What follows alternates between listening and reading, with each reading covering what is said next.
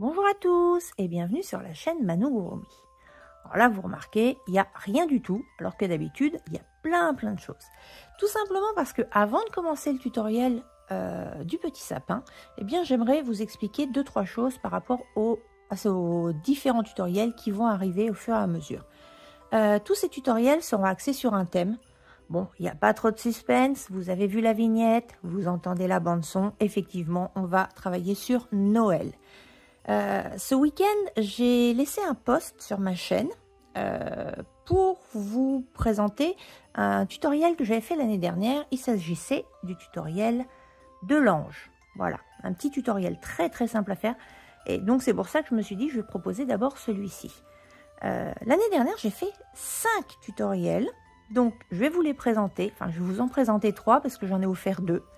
Du plus simple au plus, je vais pas dire au plus difficile, mais ça peut être celui qui peut être le plus long ou où il va falloir faire plus attention. Donc le plus simple, franchement, le petit ange.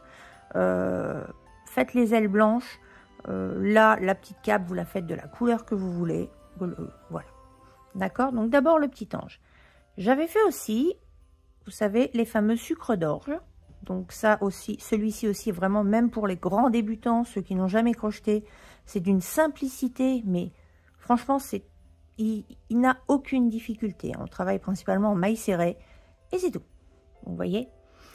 Ensuite, donc ici, vous voyez la couronne de l'avant. Celle-ci est simple, mais prend quand même du temps à faire. D'accord? Mais elle est vraiment pareil, très simple. On travaille juste en maille serrée. Ensuite, vous avez celle que j'ai offerte aussi. Là, vous avez la petite, alors je l'ai dit, la petite botte ou la petite chaussette de Noël. Si vous la faites en une seule couleur, la seule difficulté, c'est vraiment faire le talon. Mais sinon, ça se fait très vite. Vous pouvez après changer les couleurs si vous le souhaitez. C'est vous qui voyez en fonction de vos facilités ou de vos envies. La dernière que j'ai, enfin le dernier tuto que j'ai proposé, c'est cette petite cloche. Avec donc son petit, je sais pas, je veux dire, ce petit grelot, voilà. Ou celle-ci, pareil, reste en maille serrée. Hein, elle est simple, mais comme il y a un petit peu de couture à faire, voilà, celle-ci, vous passez un petit peu plus de temps à faire. Mais sincèrement, elle n'est pas compliquée. Voilà. Donc, comment retrouver mes vidéos ? Alors, premièrement, pour ne pas rater mes posts ou mes vidéos, je vous invite à cliquer sur la petite cloche. En dessous de la vidéo, vous avez une petite cloche. En fait, ça permet de recevoir les notifications à chaque fois que je poste, soit justement ce qu'on appelle un post, c'est-à-dire un petit message écrit avec une petite photo, soit que je propose un nouveau tutoriel en vidéo. De même, si vous n'y avez pas encore pensé, pensez à vous abonner, à cliquer sur abonner de façon à bien voir les vidéos régulièrement, à avoir en fait dans votre flux, c'est un petit peu compliqué, mais voir les vidéos qui sont postées, les nouvelles vidéos qui sont postées. Ça, c'était la première chose. Ensuite, pour retrouver les tutos, hein, les anciens tutos de ma chaîne, pour celles et ceux qui ne savent pas, je vais vous expliquer. Là, vous êtes sur une vidéo.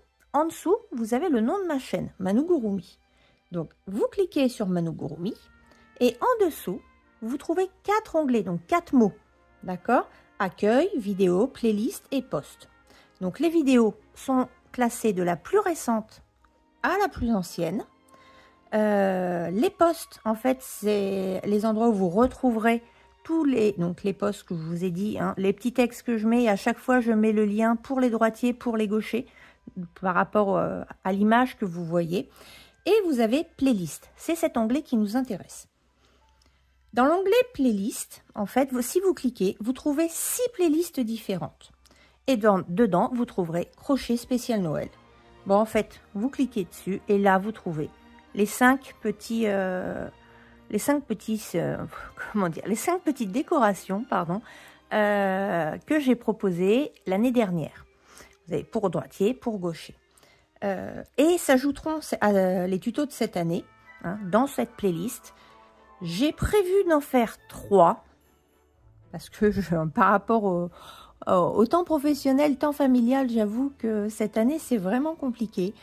Peut-être 4, hein, en fonction du temps que j'aurai. Mais il y en aura au moins 3. Voilà. Cet aparté est terminé. Je suis désolée, ça a été un petit peu long, mais je préférais vous expliquer. Et pareil, pour ceux qui sont perdus, de toute façon, dans la description, je réexplique comment retrouver les playlists. Je vous ai écrit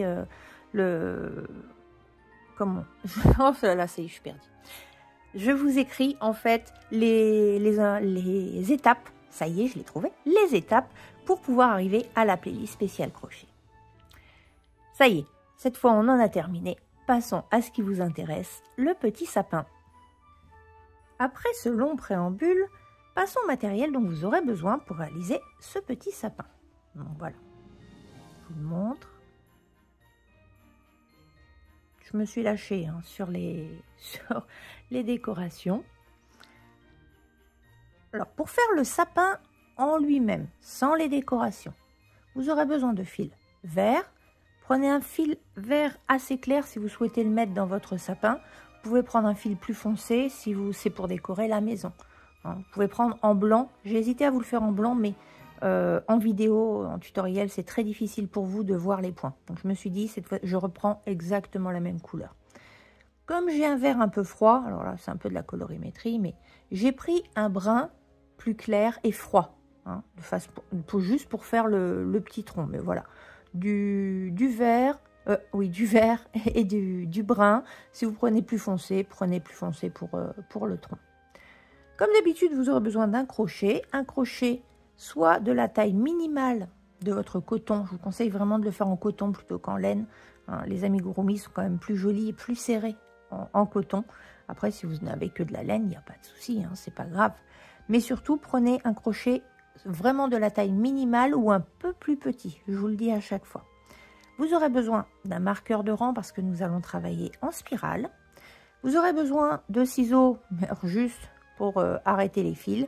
Et donc, d'une aiguille à laine, juste pour bloquer les fils. Bien évidemment, pour remplir votre sapin, vous aurez besoin de watts et de beaucoup de watts parce qu'il va falloir pousser fort et vraiment qu'il garde une très jolie forme, donc il va falloir en mettre beaucoup. Ça, c'est pour le sapin. Passons maintenant aux décorations. Pour les décorations, vous voyez, pareil, là, c'est plein. Alors, je vous explique. Pour faire les petites boules, en fait, c'est quelque chose que j'ai trouvé chez Action. Je sais, d'habitude, je ne donne pas les noms, mais voilà. En fait, chez Action, vous trouvez donc rayon Noël, et pour faire tout ce qui va être DIY Noël, profitez-en. En ce moment, vous en trouvez partout. Action, Ziman, Jiffy, La Foire Fouille et autres. Et ce paquet m'a coûté moins d'1 €. D'accord. Moi, ce qui m'intéressait, c'était juste ces petites perles. J'ai du fil aussi. J'ai une espèce de petit fil chenille doré et j'ai du ruban. Un ruban en satin. Moi, je le cherchais en argent. Et le problème, c'est que donc vous le trouvez en argent. Vous le trouvez en rouge, en vert, en doré et en argenté. Sauf que les petites billes, elles avaient exactement la même couleur que le doré. Donc, je me suis dit, tant qu'à faire, prends du doré. J'ai vu plusieurs paquets, ils avaient tous le même problème. Donc, je me suis dit, c'est pas juste un paquet, ils ont tous la même couleur. Avant d'acheter chez Action, j'avais trouvé chez Ziman, attention, alors là, elle va paraître très grosse, une boule comme ça, avec une guirlande de perles argentées. Donc, j'étais très contente. Et puis, j'ai vu la taille, en fait, des boules. Donc, en fait, elles font presque 3 mm. Et alors, sur mon petit sapin, c'est énorme. Après, si vous, ça vous va, il n'y a pas de souci. Moi, du coup, j'en ai profité. Je l'ai mis en haut. Vous voyez, ça nous évite de faire une petite étoile. Donc, voilà pour les perles, les guirlandes. Donc, vous les trouvez comme ça. Et il suffit juste de couper. Alors, pas vos ciseaux à couture, mais vous prenez vos ciseaux, vous coupez le petit bout et vous coupez, hop, juste derrière la petite perle. Bien sûr, ayez un récipient. C'est pareil pour les petites perles rouges, dorées ou si vous trouvez argentées. Mais vraiment, ces petites perles, elles font 1 mm de diamètre. Ça, c'est la partie, on va dire, matérielle. Après, vous avez la partie collage. Et c'est là où il va falloir vous armer de patience. parce qu'en fait, donc vous avez juste besoin de colle liquide. Vous en mettez un bon paquet, hein, il n'y a pas de problème. Et pour pouvoir mettre les perles plus facilement, moi j'utilise une pince à épiler. Alors une pince à épiler dans ce sens-là, hein, pas les pointes, parce que sinon c'est compliqué à prendre. Ce qui fait que vous mettez votre colle, comme je vous montrerai, et vous prenez votre perle, hop là, celle-là elle a déjà volé, voilà, et vous la poserez directement sur votre point de colle. L'intérêt de la colle blanche, c'est qu'elle disparaît. Donc du coup, il faudra attendre que ça sèche. Donc soit vous faites la première ligne, on verra ça de toute façon, on verra ça au moment où on fera les décorations. Voilà. En haut, oui, j'ai mis, je me suis dit, tiens, tant qu'à faire, vu que j'ai celui-là, je vais mettre un joli fil doré. Comme l'année dernière, j'ai absolument pas été satisfaite de ce fil. Ça a été une bonne galère, mais vous saurez ça quand on fera les décorations. Voilà. Encore une longue présentation. Hein. Aujourd'hui, c'est... Mais bon, c'est la première fois, après, ça ira beaucoup plus vite. Donc, une fois que vous avez votre matériel, même si vous n'avez pas tout de suite les décorations, vous pouvez déjà faire votre sapin sans les décorations. Et donc, bah, du coup, c'est parti!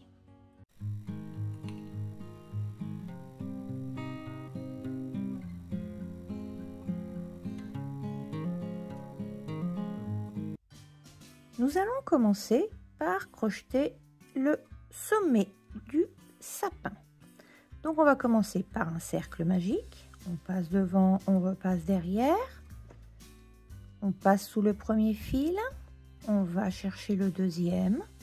On croise et on retourne chercher le deuxième. On passe dans la maille et votre cercle magique est fait.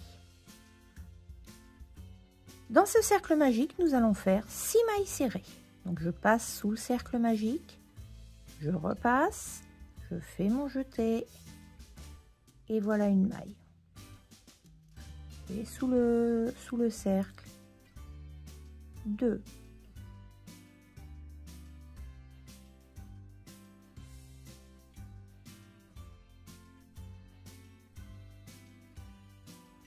Et 6. J'agrandis ma maille. Et je vais fermer mon cercle magique. Donc faites attention à ce que votre travail n'est pas tourné. Hein. Vous avez tous les petits V pardon, du même côté. Donc je tiens mon cercle, je tire sur le fil. Arrivé ici, je commence à lui donner la forme. Je tiens toujours pour qu'il ne tourne pas. Et je le ferme, mais ne le fermez pas trop fort. S'il y a une ouverture, c'est pas grave. Pour une raison toute bête, c'est qu'on va coller dessus une petite perle, si vous souhaitez.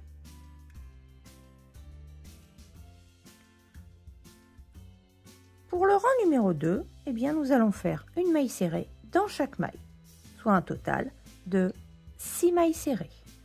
Si vous ne savez plus où est votre première maille, il suffit, je le dis à chaque fois, de compter 1, 2, 3, 4, 5. Donc c'est celle-ci, ma 6e. Donc je passe dedans. Elle est souvent un petit peu plus difficile, surtout si vous serrez votre cercle. Je vais en profiter pour bloquer mon fil, comme d'habitude. Donc je le passe sur le crochet. Là, je vais chercher mon fil. Je passe dans la maille. Je fais un jeté. Et je repasse dans les deux. Et je marque mon point, parce que nous allons travailler en spirale.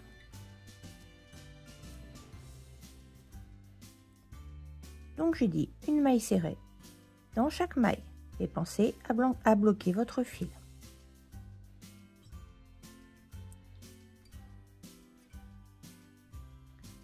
Deux. Si vous ne voyez pas bien, hop, vous mettez votre fil derrière. Ce qui fait que vous retrouvez tout de suite la maille où vous devez aller. Par contre, pensez à remettre votre fil sur le crochet. 3.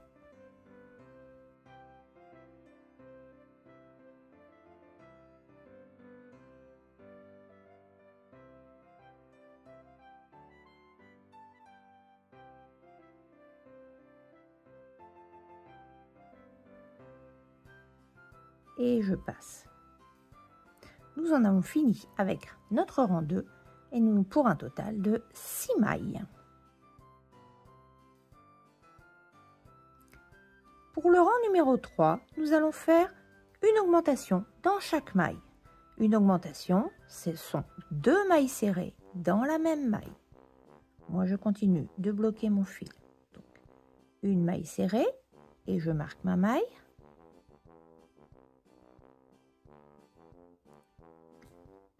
Et dans la même maille, là où vous avez déjà vous avez déjà crocheté, pardon, on retourne dans la même. On va chercher notre fil. Et voilà, j'ai fait ma première augmentation. Donc, vous faites une augmentation dans chaque maille, 2 mailles serrées dans chaque maille, pour un total de 12 mailles.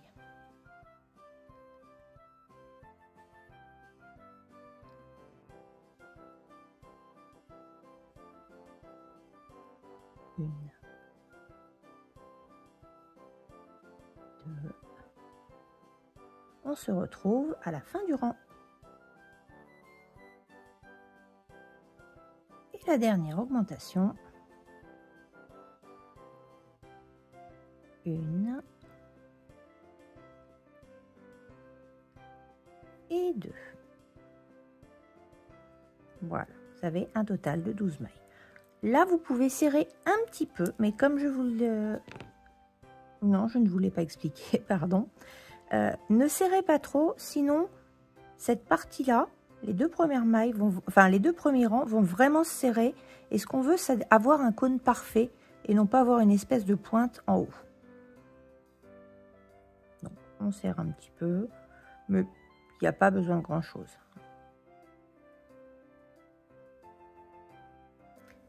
Pour le rang numéro 4, nous allons faire une maille serrée dans chaque maille pour un total de 12 mailles. Donc, une maille serrée. Je mets mon marqueur.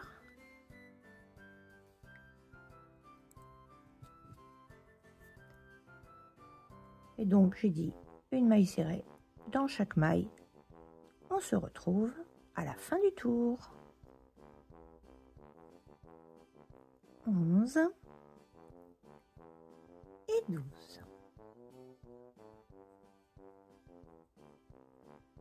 Pour le rang numéro 5, nous allons faire un schéma d'une maille serrée, puis une augmentation. Donc je commence, je fais une maille serrée, je marque ma maille,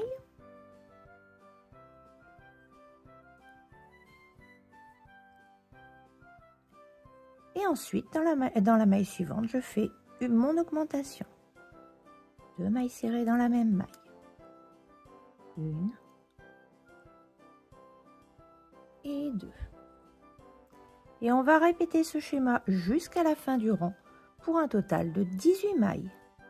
Une maille serrée, puis une augmentation.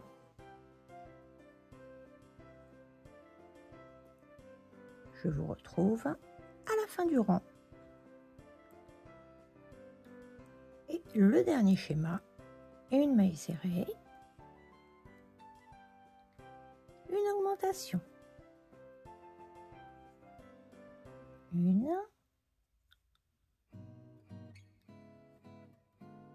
et 2. Donc pour un total de 18 mailles, je dis. Pour les rangs 6 et 7, soit 2 rangs d'affilée, nous allons faire une maille serrée dans chaque maille, soit un total de 18 mailles. Pour chaque rang, bien sûr. Donc, une, je marque ma maille.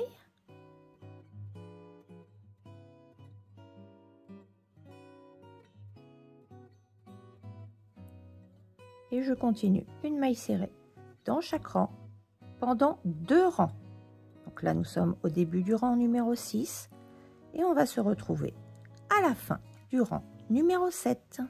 À tout de suite.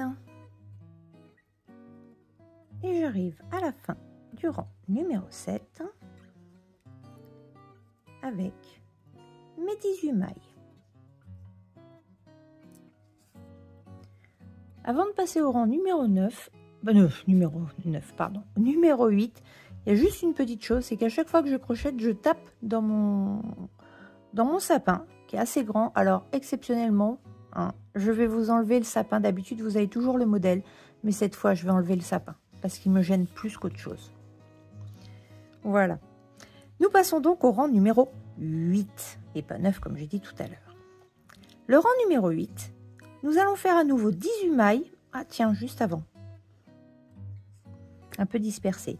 Ce fil, je ne sais pas pour vous, moi il m'a gêné. Bah, maintenant on va le couper, parce qu'on n'en a plus besoin. Et tant qu'à faire, on va le couper pour qu'il soit un peu à l'intérieur. Donc pas trop bas. Voilà. Comme ça au moins, il ne nous gênera plus. Nous disions donc, rang numéro 8. On va y arriver, hein. Nous allons faire 18 mailles, seulement nous allons les faire uniquement dans le brin arrière. Je rappelle, une maille se compose de 2 brins, un à l'avant et un à l'arrière. D'accord? Donc quand on dit brin arrière, en fait, on va crocheter comme ça. On ne prend pas la maille en entier. En entière, ça fait mieux. Donc j'ai dit 18 mailles, mais uniquement dans le brin arrière. Je passe dans mon brin, je vais chercher mon fil et je fais ma maille serrée normalement. Je marque ma maille. Oula.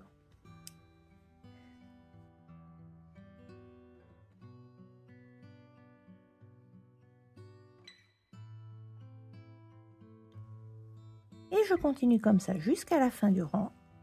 Je passe dans le brin arrière et je fais une maille serrée normale. Je vous remontre, je passe dans le brin arrière, donc vous passez au centre et vous descendez. Comme ça, vous avez bien le brin arrière. Et je fais ma maille serrée. Donc vous continuez comme ça jusqu'à la fin du tour pour un total de 18 mailles, toujours dans le brin arrière. À tout de suite. Et j'en termine avec mon 8e rang. Voilà. Alors pour le rang numéro 9, nous allons faire un schéma de 2 mailles serrées, une augmentation. Ceux qui ont l'habitude de me suivre savent que j'ai une technique particulière à chaque fois qu'on a des mailles serrées paires. Pour ceux qui ne me connaissent pas, je vais vous le montrer assez rapidement, hein. Par contre, en tutoriel, en description, vous avez ce petit tutoriel astuce. L'objectif, c'est d'avoir un cône rond, on va dire, et non pas hexagonal, parce que si vous faites toujours vos augmentations au même endroit, ça va vous donner des angles. Donc là, moi, mon objectif, c'est que il n'y ait pas d'angle. C'est peut-être un petit peu complexe comme ça, mais si vous allez voir le tuto astuce, je vous fais un schéma écrit et je pense que vous comprenez mieux. Donc le schéma à la base, c'est 2 mailles serrées et une augmentation. On va commencer par faire, vous voyez, je plie aussi en descendant un petit peu. Je ne sais pas si vous voyez, ça permet de mieux passer dans les mailles. Donc je fais une maille serrée, je la marque. Et ici, au lieu de faire ma 2e maille serrée, je vais directement faire une augmentation. Donc je fais dans la suivante une augmentation. Et en fait, la maille serrée qui manque, vous la retrouverez tout à la fin, ici. Ça permet en fait de décaler les augmentations et donc d'avoir un schéma plus rond en fait, je ne vais pas dire un cercle parfait puisqu'ici on fait un cône, mais un cône parfait et pas avec des angles. Si ça ne vous embête pas, vous ne vous posez pas de questions. Vous faites comme vous avez l'habitude de faire. Donc là, j'ai fait juste une maille serrée, une augmentation. À partir de maintenant, je vais faire le vrai schéma. 2 mailles serrées. Donc, 1 et 2. Et ensuite, je fais mon augmentation dans la maille suivante. Maille 1, maille 2. Et vous allez continuer comme ça ce schéma, 2 mailles serrées, une augmentation, 2 mailles serrées, une augmentation, jusqu'à la fin. Et en fait, après votre dernière augmentation, il vous restera une maille. De toute façon, on se retrouve à la fin pour le dernier schéma, pour que je vous réexplique bien. Donc 2 mailles serrées, une augmentation, et on se retrouve pour le dernier schéma. Je vous dis à de suite.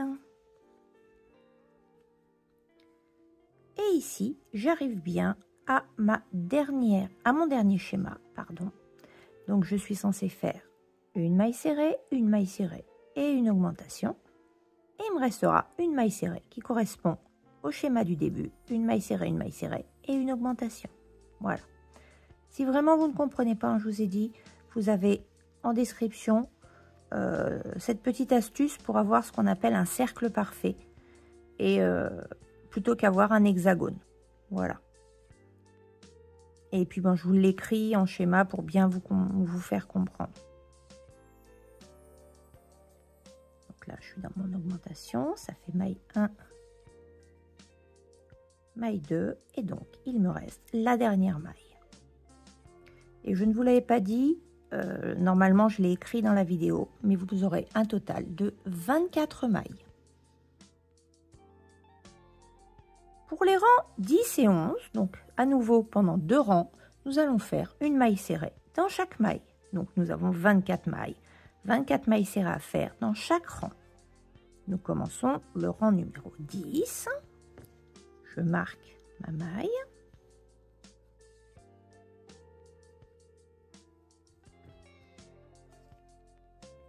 Et donc je fais une maille serrée dans chaque maille. 24 mailles en tout pour chaque rang. Nous sommes au début du rang numéro 10, pardon. Nous nous retrouvons à la fin du rang numéro 11. À tout de suite. Et j'en termine avec le rang numéro 11, avec la 24e maille. Alors quand vous faites ce genre d'exercice, de crochetage où vous avez plusieurs rangs, le même nombre de mailles serrées à faire, pensez quand même à compter pour être sûr de ne pas vous être trompé, de ne pas avoir oublié de mailles. Pour le rang numéro 12, eh bien, nous allons à nouveau travailler en brin arrière. Je me suis rendu compte que tout à l'heure, je ne vous ai pas expliqué pourquoi. Eh bien, en fait, travailler le brin arrière, ça va nous permettre de faire cette petite couronne tout autour. Donc, nous la rajouterons sur le brin arrière, en fait, celle-ci. Donc là, pour l'instant, on fait juste le cône. Et dans un deuxième temps, on fera les petits rebords, hein, les petits branchages. Voilà. Donc, le rang numéro 12, on fait à nouveau 24 mailles serrées, c'est-à-dire une maille dans chaque rang, mais uniquement dans le brin arrière, comme tout à l'heure. On pique dans le brin et on fait notre maille serrée. Je marque ma maille.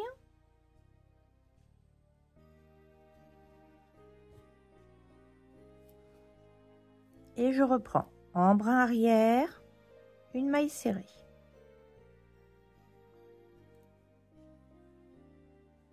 Brin arrière, une maille serrée. Et on continue ce schéma tout le long du rang.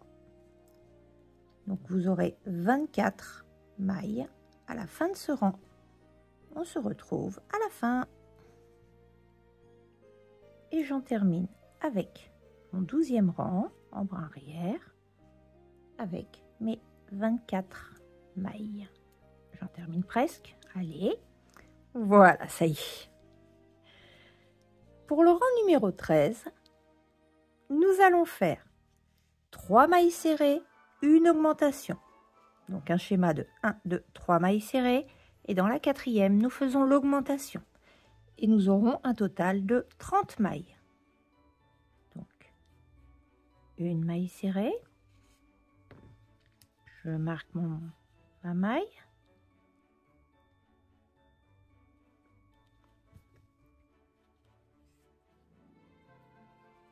Donc j'en ai fait une, 2,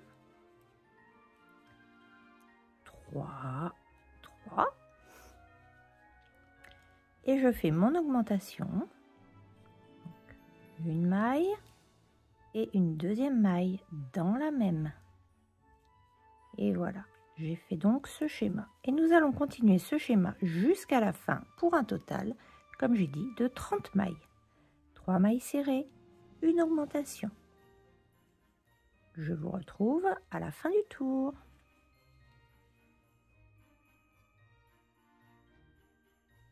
Et la dernière augmentation. Maille 1. Maille 2.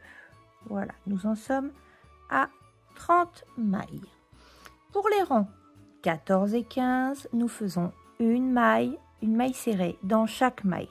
Je crois que vous commencez à comprendre un peu le schéma, hein, il a tendance à se répéter. Donc, pendant 2 rangs, les rangs numéro 14 et 15, on fait une maille serrée dans chaque maille. Donc, une maille, je marque ma maille.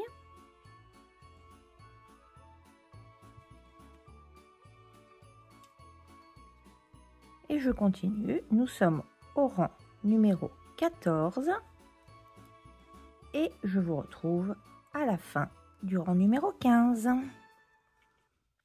tout à l'heure. Et j'en termine avec le rang numéro 15 avec ma 30e maille. Voilà.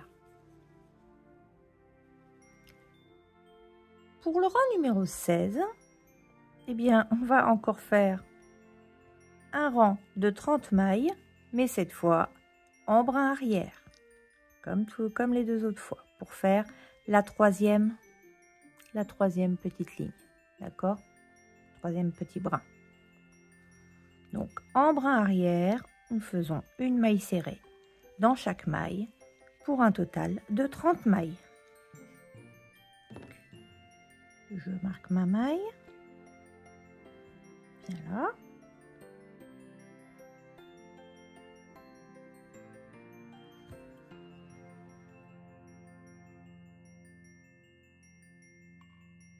Et donc, je rappelle, hein, on est bien en brin arrière, c'est important. Et nous faisons une maille serrée dans chaque maille en brin arrière. Vous aurez à la fin du rang un total de 30 mailles. Je vous dis à tout de suite. Et j'en termine avec mon rang numéro 16. 30 mailles dans le brin arrière.